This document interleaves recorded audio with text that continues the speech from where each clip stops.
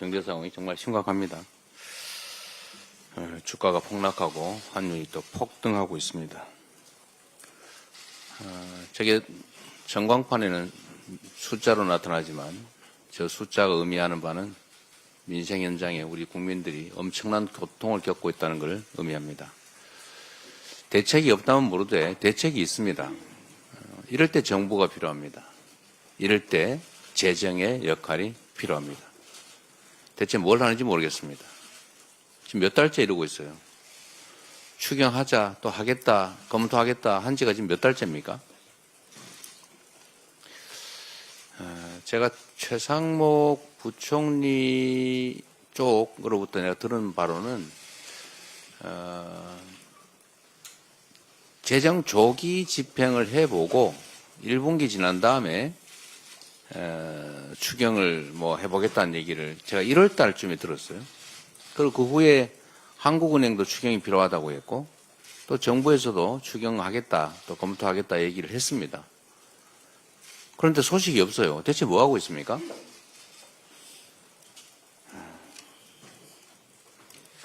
국민들의 고통에 대한 공감이 없는 거겠죠. 모르는 거겠죠. 그냥 숫자만 쳐다보니까 아무것도 아니겠죠. 또 국민의힘도 마찬가지입니다. 지금 전 세계가 미국의 자국 중심주의 통상 정책 때문에 경제적으로 심각한 상황을 맞고 있습니다. 우리 대한민국 경제도 말할 게 없죠. 정부가 대응을 못하면 국회라도 대응을 해야 됩니다. 국회에 통상 대응 특위라도 만들어서 의원 외교라도 하자. 국회의원들이라도 좀 공식적인 활동을 해보자고 하는데 왜 안 합니까? 이재명이 말했기 때문에 하기 싫습니까? 너무 유치하잖아요. 본인들이 대안을 내세요, 그러면. 우리가 전폭적으로 지지하겠습니다. 지원하겠습니다. 협력할 테니. 뭐 안을 좀 내세요. 이제는 여당도 아니지만 어쨌든 연이 있는 한때 여당 아닙니까? 여전히 정부의 영향력이 있잖아요. 그러면 대책을 내십시오. 아니 대책은 내지 않고 우리가 하자면 무조건 반대하고 뭐 어쩌자는 거예요. 이 나라가 우리 국민의힘 정치인들의 놀이터입니까? 국민들이 저렇게 고통스러워하고 경제가 망가지는 거 보이지 않습니까? 정말 한심합니다. 아직도 반성을 안 하고 있어요.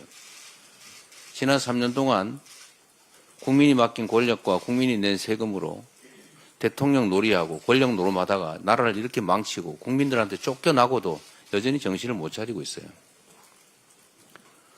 지금 내란 수계 헌재에서 파면당했는데 그 내란 수계를 여전히 끌어안고 같이 가겠다는 겁니까? 왜 제재하지 않습니까? 혼이라도 내는 척 해야 될 거 아닙니까? 제명하시고 앞으로 반성해서 국민을 위한 정당이 되겠다고 하세요. 그래야 길이 열리지 않습니까? 그게 국민에게도 국가에게도 좋습니다. 본인들에게도 좋지요. 그냥 매달려서 어쩌자는 건지 정말로 이해가 안 됩니다. 개헌 얘기 지금 또 하고 있습니다. 제가 전에 말씀드렸습니다. 개헌 필요하죠. 대한민국은 이 5년 단임제라고 하는 이 기형적 제도 때문에 대통령이 취임한 직후부터 레임덕이 시작됩니다.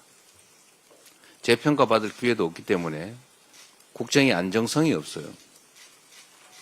그래서 4년 중임제로 바꾸자. 전 국민들이 다 공감하지 않습니까? 동의합니다. 필요하죠. 또 때만 되면 국민의힘도 한 얘기가 있습니다. 5.18 광주 정신, 광주 민주화 운동의 정신을 헌법 전문에 넣자. 몇 년째 말만 하고 있어요. 네, 이번에는 할 수 있겠죠. 그런데 문제는 지금은 정말 내란 종식이 먼저입니다. 국가체제를 유지하는데 시스템, 우리 모든 국민들이 공감한 민주주의 제도, 이 제도를 잘 유지, 발전시켜야 됩니다. 그런데 군사 쿠데타를 통해서 국가 권력의 최고 정점에 있는 대통령이 국민을 향해서 총뿌리를 겨누고 대한민국의 헌정 질서를 통째로 파괴했습니다. 민주주의를 위협했지요. 국민들의 힘으로 간신히 복구하는 중입니다.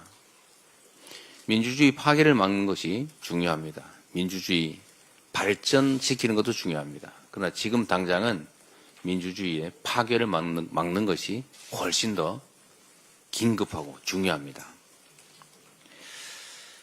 우선은 내란 종식에 좀 집중해 줬으면 좋겠다는 생각이 듭니다. 개헌으로 적당히 넘어가려는 생각을 국민의힘이 하지 않기를 바랍니다.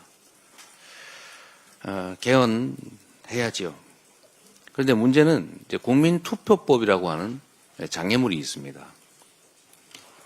지금 현재 국민투표법상으로 사전투표가 허용되지 않기 때문에 동시에 이 개헌을 하려면 헌법 개정안에 대해서는 본투표일에만 할 수 있고 사전투표하는 사람은 사전투표장에서 개헌투표를 할 수가 없습니다. 그렇게 되면 과반수가 안 될 가능성이 매우 높죠. 그러면 국민투표법을 개정해야 되는데 이게 또 시한이 있어요. 거의 이번 주 안에 처리가 되지 않으면 실질적으로 60일 안에 대선과 동시에 개헌을 하기가 물리적으로 불가능하다고 합니다. 최선을 다해서 국민투표법 개정을 해보도록 노력하겠습니다. 만약에 국민투표법이 신속하게 합의돼서 개정이 되고 시행이 된다면 개헌이 물리적으로는 가능하게 되겠죠. 그런데 이 개헌 문제를 가지고 일부 정치 세력들이 기대하는 것처럼 논점을 흐리고 내란의 문제를 이 개헌 문제로 덮으려고 하는 그런 시도를 하면 안 되겠습니다. 그러나 5.18 정신, 광주 정신을 헌법 전문에 게재하는 문제, 또 계엄을 요건을 강화해서 함부로 남용해서 친위 군사 쿠데타를 할 수 없게 하는 것, 이거는 국민의힘도 반대하지 않을 거라고 봅니다. 광주 5.18 정신 역시 권력자들에 의한 친위 쿠데타를 역사적으로 경험한 우리 국민들이 그 현장에서 싸워서 이겨낸 그야말로 민주주의의 핵심 정신이라고 하겠습니다. 5.18 민주화 운동에 관한 5.18 정신, 그리고 계엄 요건 강화 정도는 국민투표법이 개정이 돼서 현실적으로 개헌이 가능하다면 곧바로 처리할 수 있을 것 같습니다.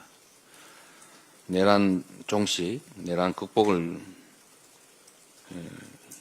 지금 당장 중요한 과제로 추진한다는 측면에서 할 수 있는 일이라고 생각됩니다. 그 외에 대통령의 4년 연임제 또는 중임제, 또는 감사원의 국회의관, 또 국무총리 추천 문제, 추천제 도입, 또 결선투표제, 지자치분권 강화, 또 국민의 기본권 강화, 이런 것들은 매우 논쟁의 여지가 커서 실제로 결과는 못 내면서 논쟁만 격화되는, 또는 어쩌면 국론 분열의 원인이 될 수도 있습니다. 이런 복잡한 문제들은 각 대선 후보들이 국민에게 약속을 하고 대선이 끝난 후에 최대한 신속하게 개헌을 그 공약대로 하면 될 것 같습니다. 결론적으로 말씀드리면 지금은 개헌도 중요하지만 민주주의, 더 나은 민주주의도 중요하지만 민주주의의 파괴를 막는 것, 파괴된 민주주의를 회복하는 것, 내란 극복이 훨씬 더 중요한 과제다라는 점에 초점을 맞춰주시기를 부탁드립니다. 회의를 마치겠습니다.